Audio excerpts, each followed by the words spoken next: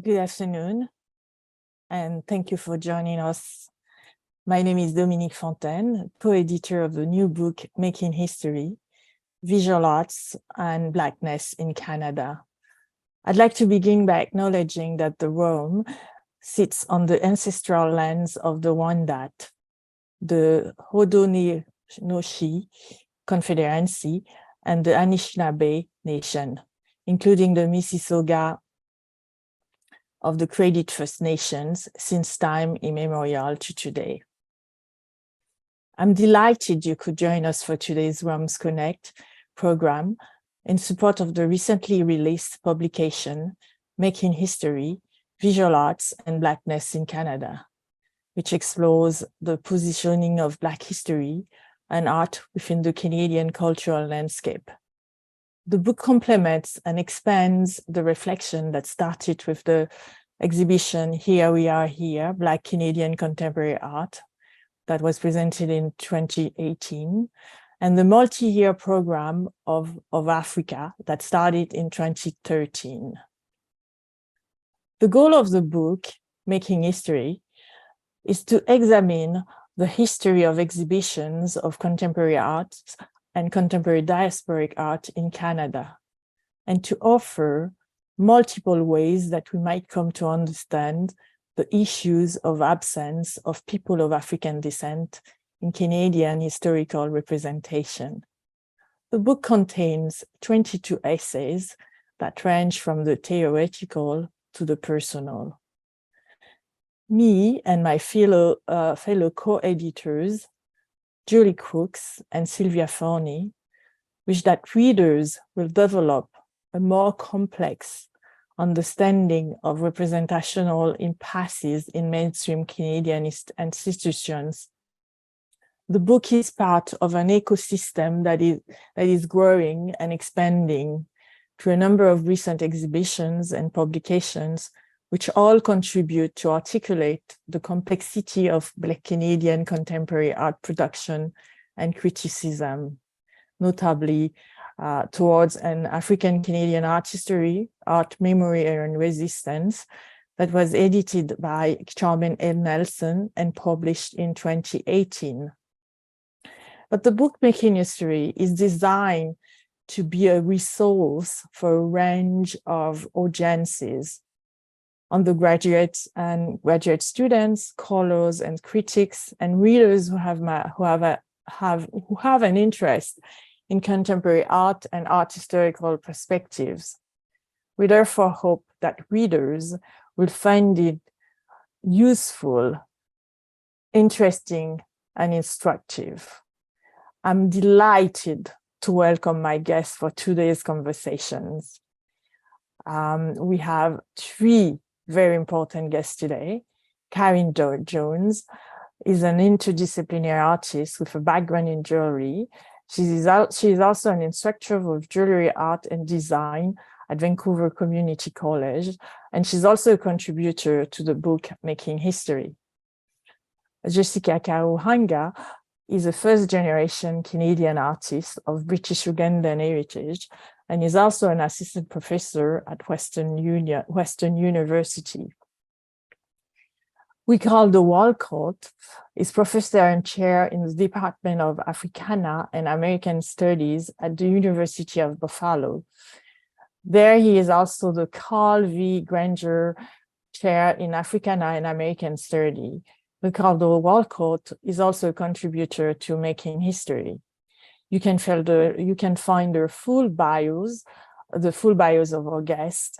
They are available. The bios are available on ROMs Connect events page. I encourage you to submit your thoughts via the Q&A feature during the program, and we will be live to answer your questions at the end of our conversations. I hope you will enjoy our conversations. Thank you.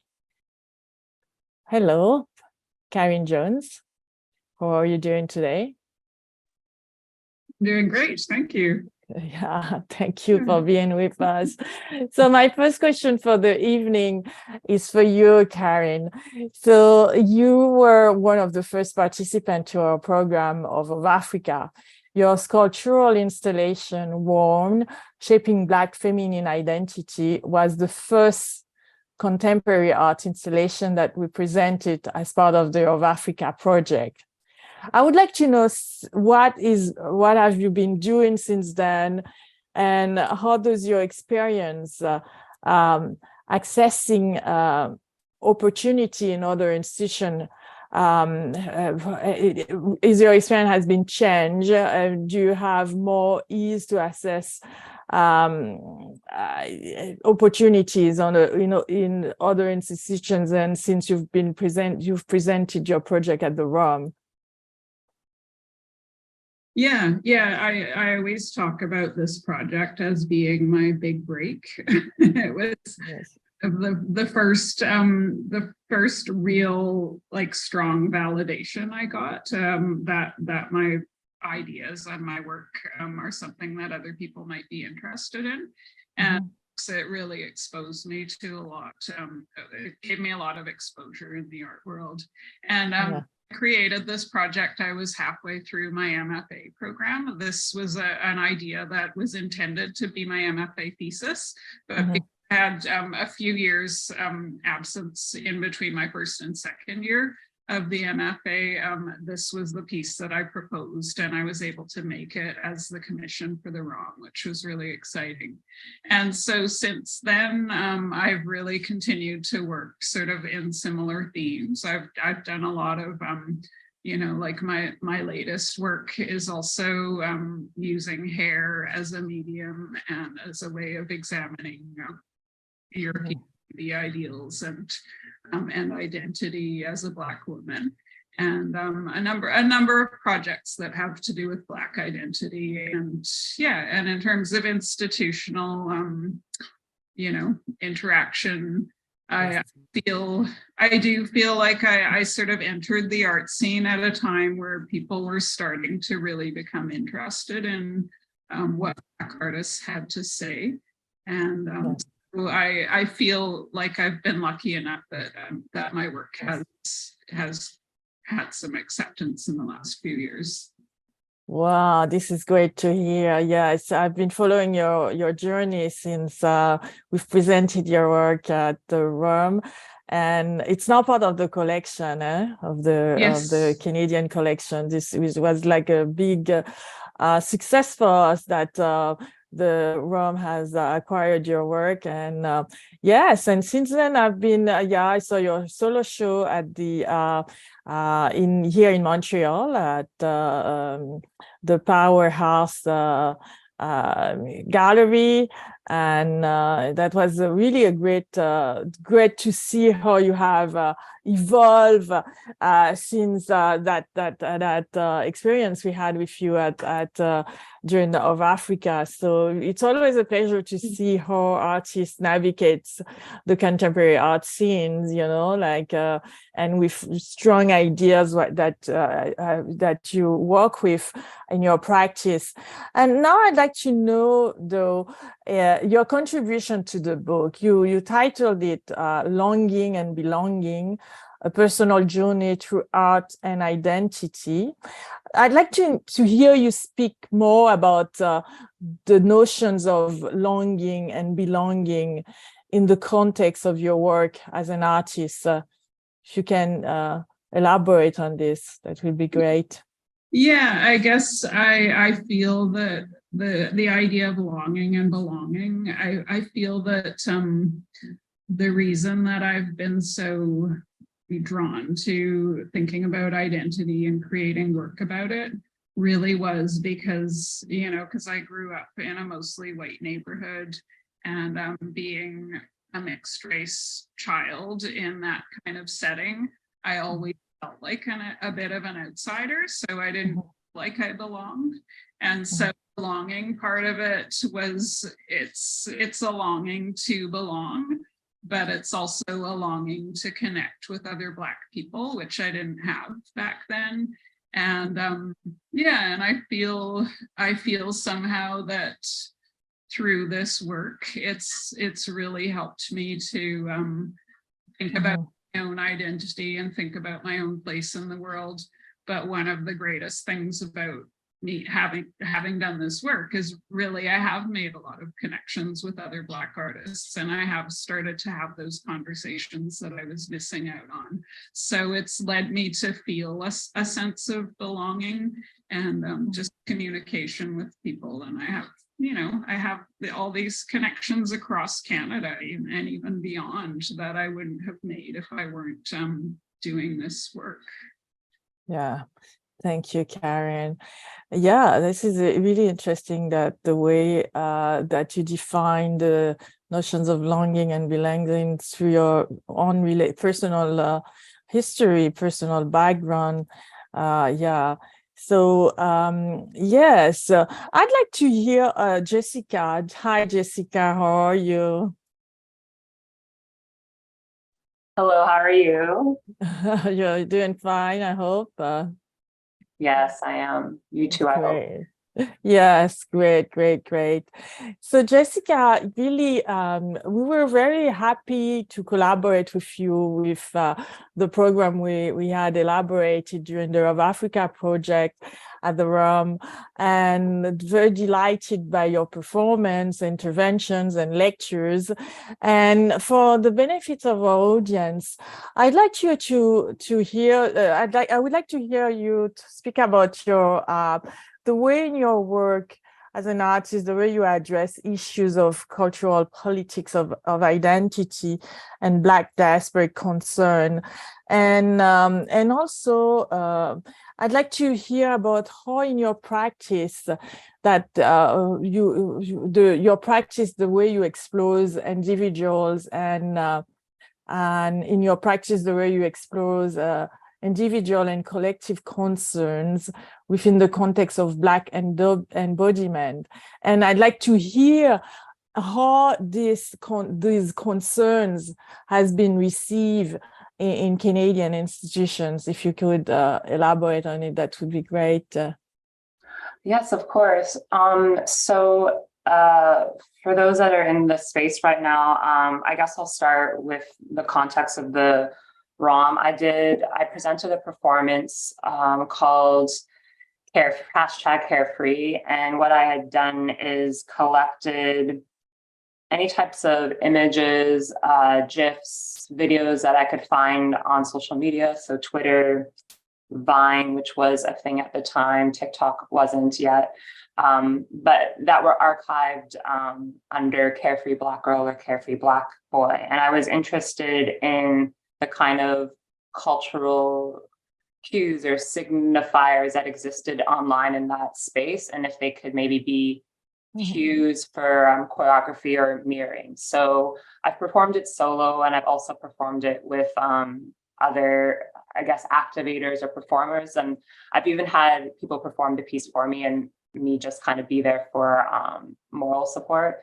So that was the performance that I performed in the theater at the ROM in front of a screen, where I had collaged the videos and mixed and mastered the sound myself as well.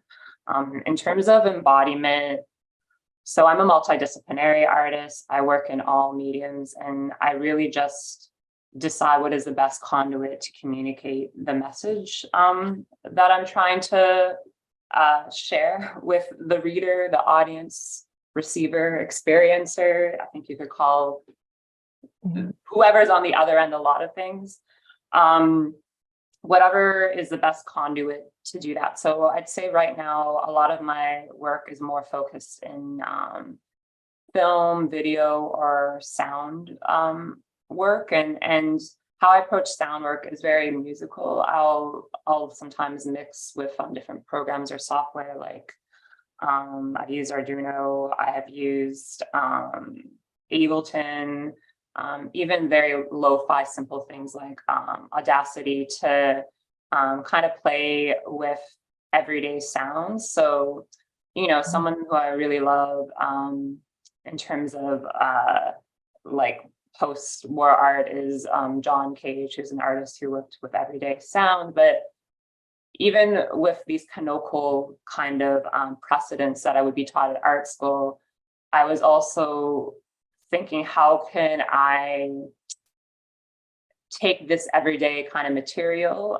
these kind of modernist gestures and using my own signifiers or codes. Like, what are my everyday sounds and how are those culturally charged? And for me, I think a lot of percussion and drumming as an African person, like growing up, I would just have, like, I grew up in a very musical family. None of us really identify as musicians, but we would have dance parties on cleaning days to my parents, like disco records or African records. So I will use kind of everyday sounds from field recordings and I'll assemble them together. And I approach every instrument or material as if it's kind of percussion. And I'm often thinking of drum, call and response. And I'm always trying to anticipate how folks are going to engage my work. So how I approach an installation, for example, is anticipating how folks will enter the space. Like, will they move their bodies and gaze low? How do I get them to gaze up? How do I situate sound in a space to create an aura or an environment? I'm mostly known as a performance artist, and it's really interesting because I've only produced, I counted the other day, I've only made 7 performances in my entire life, and then mostly what everyone has seen has been reenactments or reconfigurations. And I find it very interesting, like my performance practice came out of a time of deep precarity, when I was experiencing houselessness and was in grad school struggling, and then after grad school not having a studio practice or grant support, it came out of an innate human need to create. So performance art where just my body was material instrument felt very accessible in that way. And I began to really think in a very bare bones, minimalist, raw way, like, how can I talk about the issues that I care about? So that's where the embodiment part comes in, right? It became less about representation and more about how do I kind of connect through art. And then in relation to institutions, I would say oftentimes institutions are trying to receive me and utilize me on the institution trying to receive me or utilize me on its terms. And because my work is rooted in embodiment, I would say typically the institution never wants to authentically receive me in my totality. And I'm not sure that it's capable of receiving any of us in our wholeness or total Blackness. So my experience, when I talk about institutions, I think about being situated in the infrastructure, whether that was being on the board, a board member of an artist-run center, or as a precarious sessional instructor who is serving tables at the same time. And even now as a newly hired, tenure track full-time professor for only a few months, how that changes my relationship, and also how my students and peers see me, as having power, but ways in which in other systemic ways I feel disempowered. Oftentimes when I get, I'd say 90% of the time, I am getting offers to perform in institutions, not necessarily to exhibit. And this coming spring, I will be having my first solo exhibition ever, despite being an artist for over a decade, 15 plus years. And it's going to be a really incredible opportunity to, for the first time, show works in relationship to one another, which I've never been able to do before. Like installation work, film, sculptural work. And because up until that point, it's often institutions ask me to do performance pieces as part of programming, which I love being able to connect in that way. But I do think it's not a coincidence that you only see Black performers up into a certain point or age before they retire or need to rest or take a break. And I think it has to do with a relationship of non-Black peoples being comfortable or used to kind of consuming us, even when we're not. I'm always very clear that I'm not a performing artist. I am an artist who does performance actions, enactments, like that. I'm not playing a character, right? I am just doing it. It's not that it's about an elegy. It is an elegy, or it's not that it's about pain. It is the embodiment of pain. So what often happens is institutions, even up to less than a month ago, I got asked to do a performance in response to another artist exhibition. This gets asked of me all the time. And it's very interesting because I've literally never made a work in my life that is a response to another person's artwork, but also that wouldn't be asked of someone who is exclusively a sculptor or a painter, etc., to create a new artwork in response. So I find that very interesting. And I also don't think it's a coincidence that a lot of performance artists are visibly disabled. Like I don't think it's a coincidence that I am a visibly, non-ambiguously Black, or visibly disfigured from my genetic condition, and queer, and all these things, and have this relationship to performance, which has its beauteous aspects. You know, like one of my favorite texts is Disidentifications, which is all about like performance in relationship to like queer,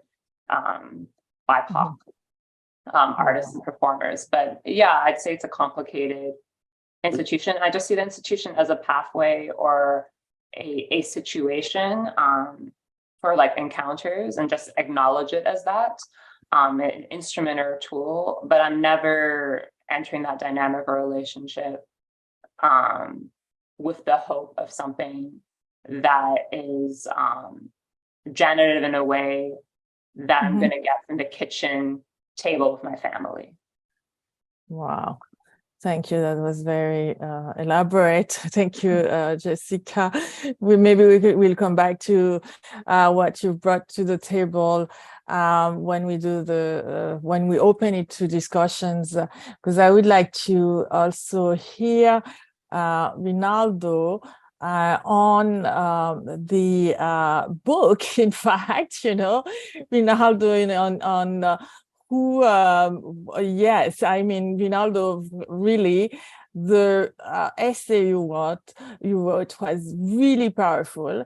It's your contribution to the book really elevate the book, you know. And what strikes me is that the title you chose, "Why Are There No Famous Black Artists?" is the title you gave to your contribution to the book.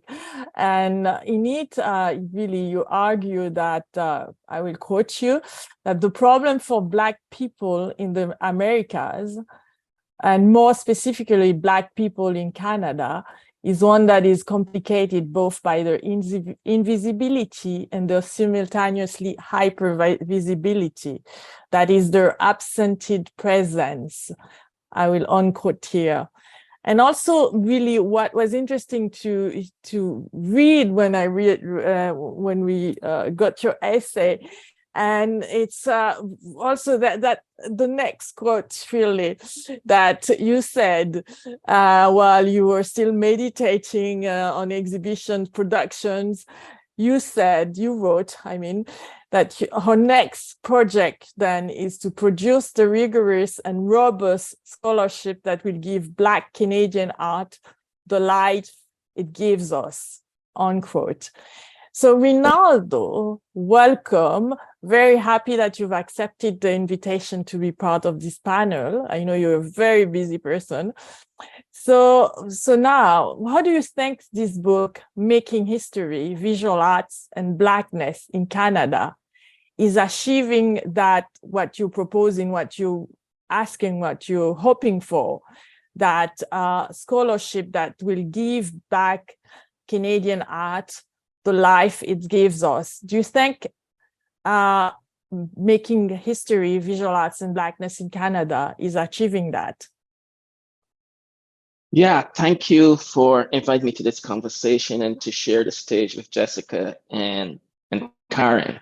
I think the book has really opened up something. I was going across the other essays, having received the ebook, and I think the book marks a really important moment. I think the book is making history, and that is in no way to diminish the contributions of the book by Charmaine Nelson, the earlier book from 2018.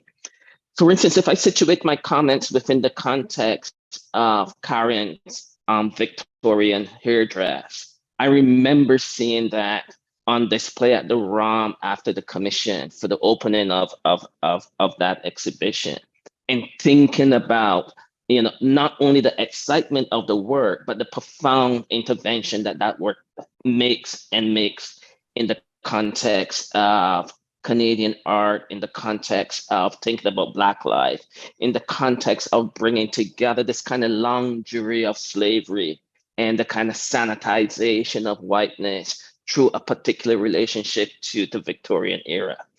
And similarly, seeing some of Jessica's performances raises the same kind of sensibility for me, which is a tremendous sense of excitement and life and a connection to a deeper and longer histories of Blackness.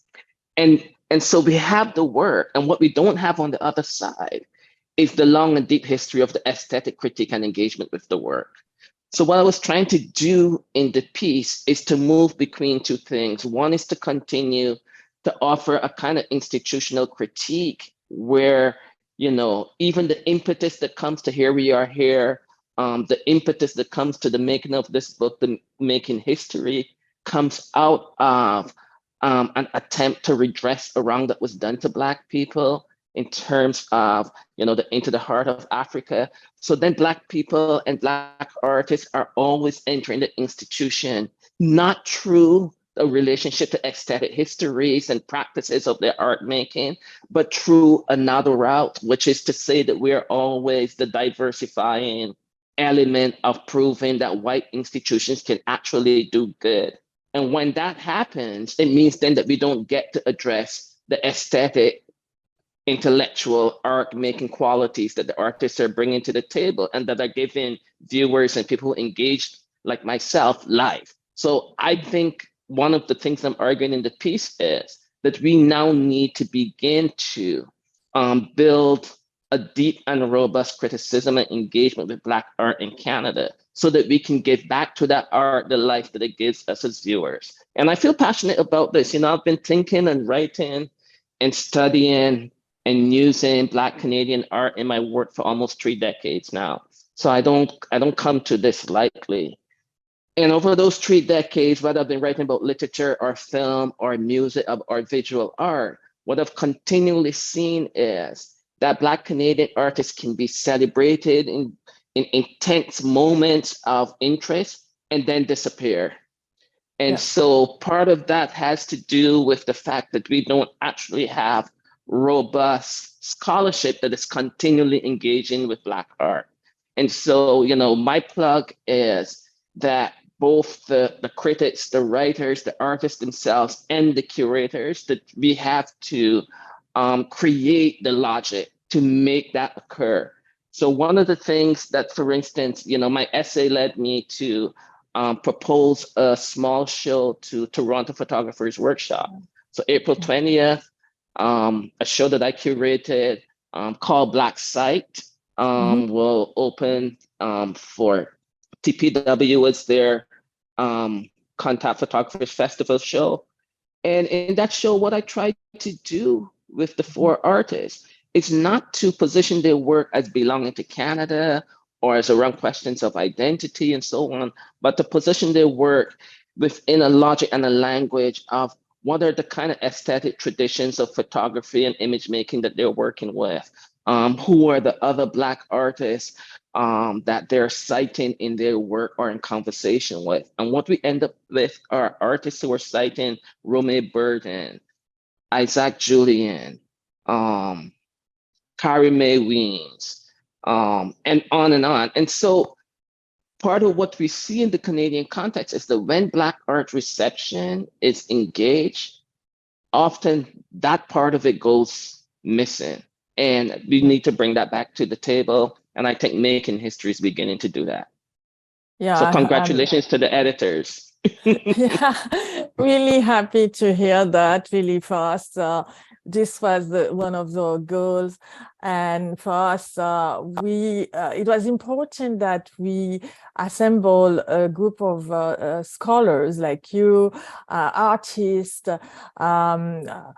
critics, to come together with this book and to propose the book is multi-voices, you know, different perspectives being offered to the readers. And it was important also that we look into what is Black Canadian arts, and what is the relationship of Black Canadian arts with Canadian institutions. So we invited, the book contains poems, essays, artist statements, great numbers of like very deep critical essays, and by different kind of authors, and a lot of different perspectives, as I mentioned before.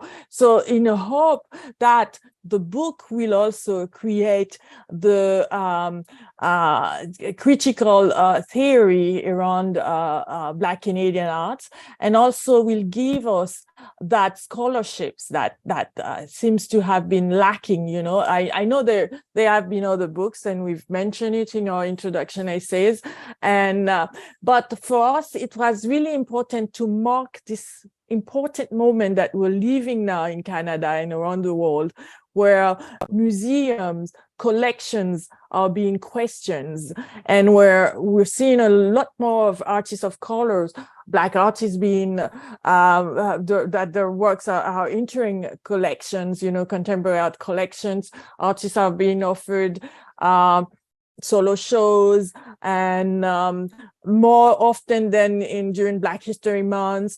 So for us, it was important that we produce this book at this really very important moment in the history of Canadian institution, in art history now.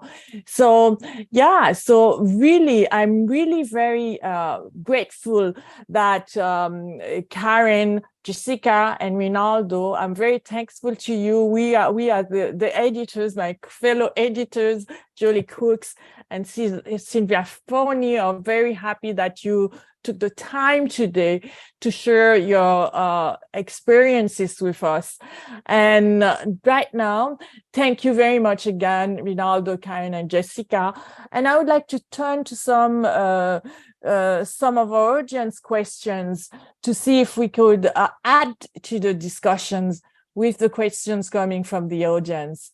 Yeah. So is there any general questions that inspires your art? You know, there is a question for Kaz, and any of you on the panel could answer that question. What questions inspire, or questions inspire your art? I don't know if Jessica would like to go. Sure. For me, sometimes it's peers of mine. I find a lot of ways that I approach making work is in a very kind of poetic or lyrical way, like sometimes in the titling even, or sometimes how I'm thinking of how to orient objects in space is thinking of it as visual poetry. Mm-hmm. Music inspires me a lot. It's always just playing in the background while I'm working. I'm trying to think of artists that are really inspiring me right now. It really is just my peers' work. It's writers and visual artists and filmmakers that are really, you know, who inspire me to keep wanting to create and to do better and be better, if that makes sense. Maybe that sounds a little trite, but sometimes you experience something that can be quite disquieting, or you're not really sure what it is you're witnessing. And to me, that's the most powerful kind of aesthetic experience you can have that drives me to keep making. Yeah, thank you. What about you, Karen? I know that you've answered most of it before. not as like succinctly as the audience might like, but yeah, for me, it usually starts with a question, like something that I want to understand better. So the impetus for most of my work over the past 10 years was thinking about like learning about the trade in human hair and learning that that women are buying human hair extensions and using them either to enhance their hairstyles or cover up their own natural hair, and thinking about, you know, where that most of that hair comes from South Asia or Southeast Asia. And then that started me thinking, like, why do we do this? Where does the idea come from that we need to have long, straight hair to be beautiful? And then, so starting with that question, I did lots of reading and like thinking about where beauty ideals come from. And so that became an inspiration, like the history and the, you know, the thinking about that. And then I didn't show you this when you first asked me the question, Dominique, but this is one of my latest pieces. Wow. And so I've been working almost exclusively with blonde hair recently because I wanted to think about the other side of the question. So what is whiteness about, and what is that identity about? And this also, another source of inspiration for me is experimentation. So if I want to use that as that medium to make my work, how am I going to turn it into an art piece? So really experimenting a lot with what can be done with that material. That becomes another source of inspiration, and finding some effects that I like and then working. Wow, thank you. Rinaldo, I know you're not an artist, but you're also an artist. And, so, yeah, but what inspire or drive you as a critic, a scholar, an artist? Yes, I'm definitely not an artist. But what I would say, the artists inspire me, right? The work that Black artists make, like just listening to Karen talk about all of the work that she did before we can get the Victorian hairdress, and thinking about and listening to her talk about how she's moving on to think about the other side of the question, and to think through the iconic nature of blondness as a way of framing white womanhood and so on.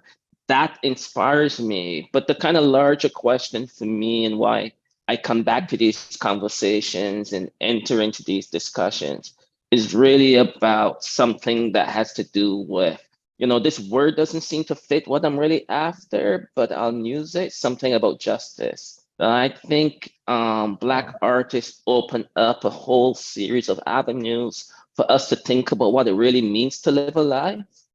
And when they do that, they really point us towards the limited modes and forms of justice to get offered to Black people.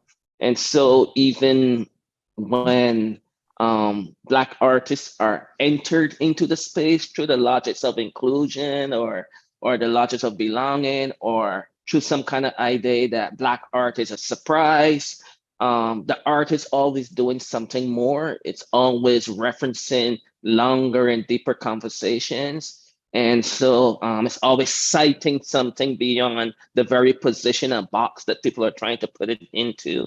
It's always in excess of all of that. And that inspires me. That inspires me to say, you know, I should spend my time thinking with this, writing about this, because it deserves that. Yeah, this is great. We are a lot of thank you. One audience member wants to know, the three of you are teachers, and he wants to know what inspired you to teach. And if there is any specific qualities from your students that helps for inspire your art, if you're like, I mean, that's to Jessica and Karen, but the three of you can answer the first questions about what inspires you to teach. Yeah. I don't know that I'm inspired to teach. I will say being a teacher is a role or occupation. I love mentoring because it is specifically that generative kind of relationship. And I also think it's important that mentees choose mentors. And what I mean by that is like, I don't know, like I come from a family of pedagogues. I have two aunts that were headmistresses, one here in Canada, one in Uganda, where my family's from on my dad's side. My dad is a teacher. Like, it's just my aunt and uncle are professors. So teachers on every level, you know, from young children to grown adults. So I think that's informed a lot of that. Like I was actually talking about this the other day because my sister works in school as a behavioral therapist and talking about the types of things, especially around accessibility, that she witnesses as someone that's not in the teacher position. And I think it's important that highlights that distinction, because I don't know that teachers, some of them reluctantly hold that position, and they're not thinking about ways they can adapt their approaches in a way that centers the pupil student in different learning styles, you know. And I think about that as someone who is also like neurodivergent.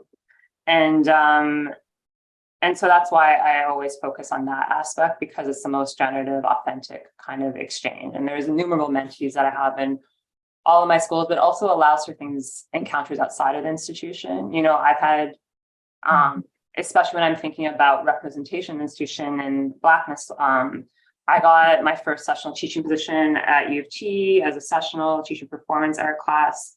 The second year I taught it, enrollment doubled, and there was a wait list, and it just continued like that in the 3-4 years that I taught it before they replaced me. And what was interesting is I remember someone who later would become a collaborator, and she's in a lot of my artworks along.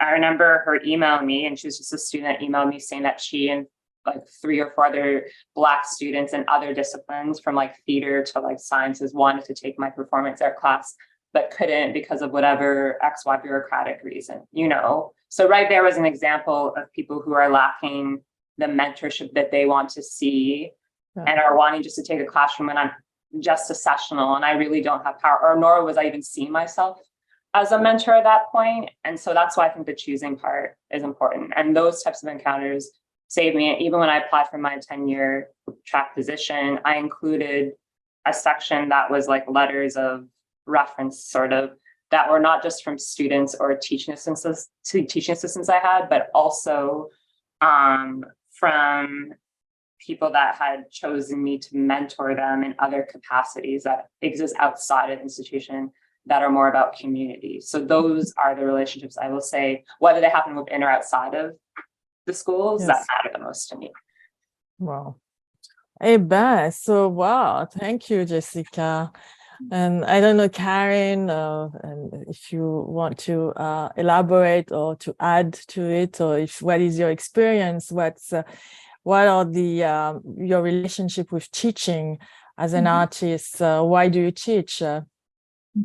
Yeah, so most of my teaching has been sort of in the technical realm, because I worked as a goldsmith and a jeweler for 20 years before I started my contemporary art practice.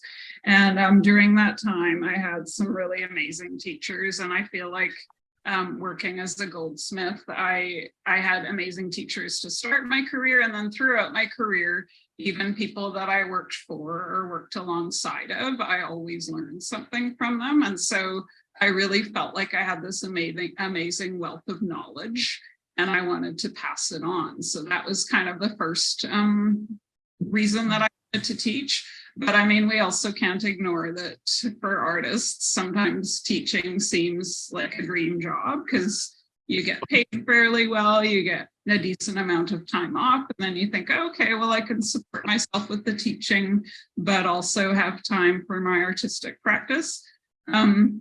But what I found over the past 10 years that I've been teaching is I really just gave too much of myself to it. and it can be so all-consuming if you want to do a good job. Like, I just feel like I was thinking about my students all the time and thinking about what I can do to help them and to bring out the greatest creative work from them. And so I've really had to take a break from it because for me, it's very hard to find that balance.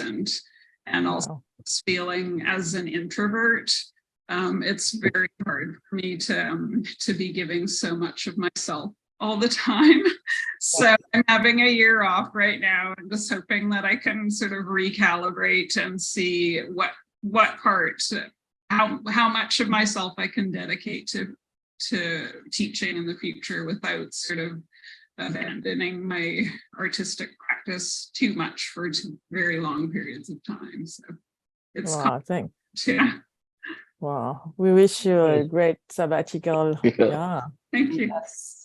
Yes.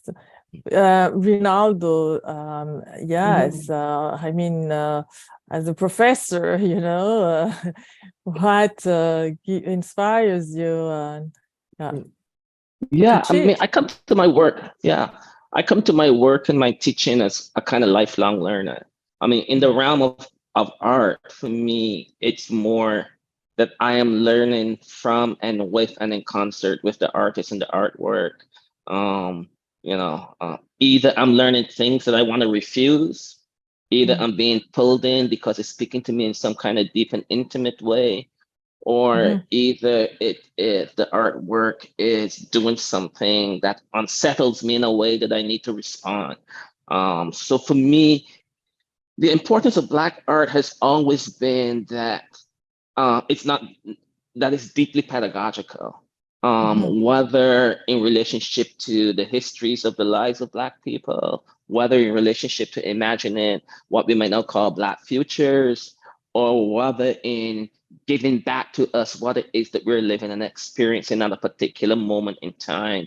And so for me, the pedagogical quality of Black art is something that I cherish and find important, even though I will never just reduce Black art to being pedagogical, because that in and of itself then again robs it of what I think Black art does aesthetically in terms of making us do something, activating something in us. So I see myself as, in terms of teaching and thinking about Black art, as doing it in concert with, as being moved by, as the art demanding an engagement, and then sharing that with students and others who might be interested. Wow, thank you. Yes, very interesting. So yeah, I'm really happy to have heard you about answering the questions from our audience. And are there any other questions that the audience would like to ask our distinguished panelists?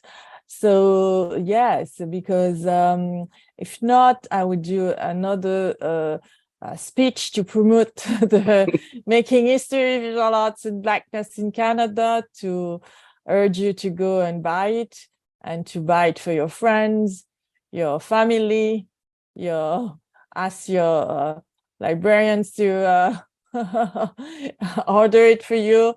So yeah, I would like to thank you again, Rinaldo, Karen, and Jessica, for participating in the discussions today. And thank you very much for joining us. And so the conversation today was done around the launch of the publication that we just published, and I'd like to thank Rinaldo, Karen again and Jessica for the important roles that you have teachers. You each played in the of Africa projects over the past. My God, decade, almost decade. We started, they started in the discussion at the end of 2012, and we started, conceptualizing the of Africa in 2013, and the programs we start programming in 2014, I guess. I don't recall, it's been a while. So yeah, you all played a very important role in this project. You all played a very important role in also in inspiring us to continue doing what we did with the Of Africa, and continue with the Here We Are Here, and then the book, and this important book that is already available. You can buy it online.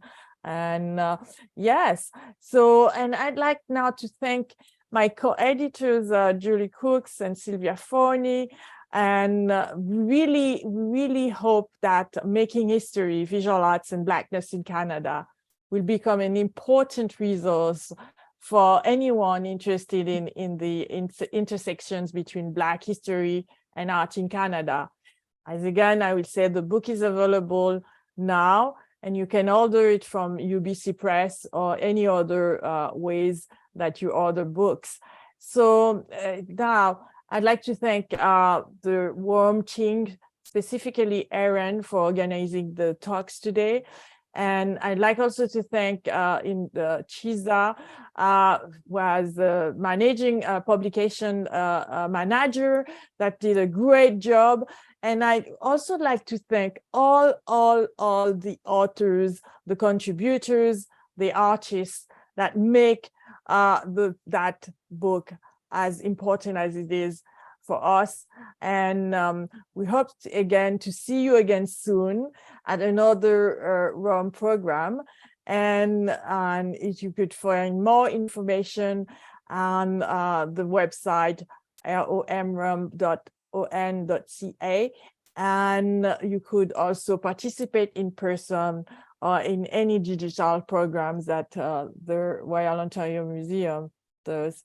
So now have a great afternoon, everyone, and I wish you all the best, and please do read Making History. Goodbye. Thank you. Thank you. Bye. Nice to see you all. Take care. Nice to see you. Bye. Thank you.